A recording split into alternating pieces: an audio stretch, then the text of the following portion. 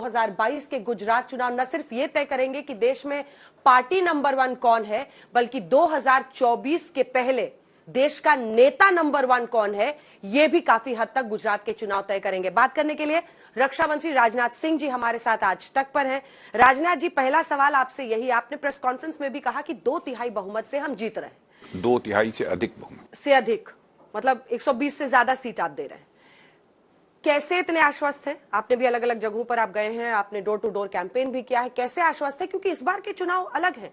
एक कंचन जरीवाला को आप लोगों ने, जो आरोप आम आदमी पार्टी लगाती है, उनको हटा दिया। 181 सीटों पर आम आदमी पार्टी भी चुनाव लड़ रही है, वो जीत का दम भर रहे हैं, और कांग्रेस पार्टी तो अपनी सीटों पर लड़ ही रही है। कैसे आश्वस्त हैं?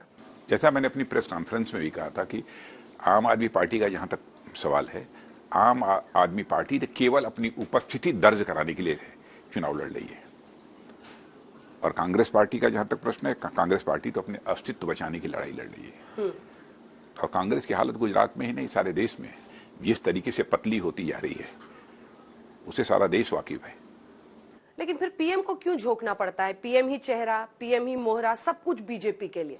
पीएम के नाम पर झोंकना नहीं पड़ता है। राज्य का चुनाव क्यों? क्या हमारे प्रधानमंत्री जनता से संवाद करना बंद कर दें? उनके स्वभाव में है कि जनता से संवाद करते रहना, जनता की अपेक्षाओं को समझना और उसके अनुरूप काम करना। तो चुनाव का भी एक ऐसा अवसर होता है जिसका लाभ उठाकर वह जनता से संवाद करने के लिए उनके बीच जाते हैं। और आपने देखा होगा कि चुनाव ही नहीं, चुनाव के अतिरिक्त भी एक एक दिन में 3, 4, 5 कार्यक्रम हमारे प्रधानमंत्री मोदी जी करते हैं। लेकिन जब आप पीएम का चेहरा आगे करते हैं तो फिर आक्रमण भी उन पर होता है। फिर आप कहते हैं मोदी जी पर हल्ला कर रहे हैं। सर देखिए, राहुल गांधी को हेमंत बिस्वा शर्मा ने कह दिया सद्दाम हुसैन से चेहरा उनका न्यू लुक मिल रहा है। अब खड़गे साहब आए, वो सीधे रावण को ले आए, और 100 मुखी रावण है क्या मोदी जी वो कर रहे हैं। तो जब आप पीएम का चेहरा आगे करते हैं तो फिर आक्रमण भी वही होगा। नहीं, तो पीएम का चेहरा आगे करते हैं तो यह नहीं भूलना चाहिए लोगों को कि प्रधानमंत्री यह केवल व्यक्ति नहीं होता है, प्रधानमंत्री यह संस्था होता है। स्वस्थ लोकतांत्रिक व्यवस्था में संस्था की प्रतिष्ठा को बनाए रखना यह केवल सत्ताधारी दल की जिम्मेदारी नहीं बनती है, बल्कि आम जन की यह जिम्मेदारी बनती है। आलोचना करने के और भी तरीके होते हैं। आप आलोचना करना चाहते हैं तो प्रधानमंत्री की नीतियों की आलोचना कीजिए, उनके कार्यक्रमों की आलोचना कीजिए।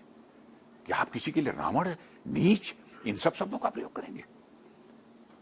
दुनिया का कोई देश इसे बर्दाश्त कर ले, लेकिन भारत के लोग इसे कतई बर्दाश्त नहीं करेंगे। आपने उसको एक आगे कदम पर ले गए। आपने कहा है कि ये सिर्फ खड़गे जी का बयान नहीं है, हम इसे कांग्रेस पार्टी के शीर्ष नेतृत्व और जमात की सोच समझते हैं। किसकी तरफ इशारा है आपका? नहीं, किसी की तरफ इशारा क्या, मैं कांग्रेस नेतृत्व की ही बात मैं कर रहा हूँ। राहुल गांधी पर हमला? नहीं, मैं किसी की क्या बात करते हैं, वो कहाँ चुनाव में है। आप देख नहीं रही हालत। वो भारत जोड़ने की बात कर रहे हैं और उनकी कांग्रेस पार्टी दिनों दिन टूटती जा रही है, बिखरती जा रही है। मैं पूरे कांग्रेस नेतृत्व की बात कर रहा हूँ। पूरे कांग्रेस नेतृत्व? बिल्कुल। सोनिया गांधी पर कह रहे हैं? नहीं, कोई भी, मैं व्यक्ति का नाम क्यों लूं, मैं सबकी मैं बात कर रहा हूँ, जो भी नेतृत्व करता है। राहुल गांधी तो कह रहे हैं कि आप लोग डर गए हैं भारत जोड़ो यात्रा से। कितने डरे हैं हम लोग, ये तो चुनाव परिणाम ही बतला देंगे।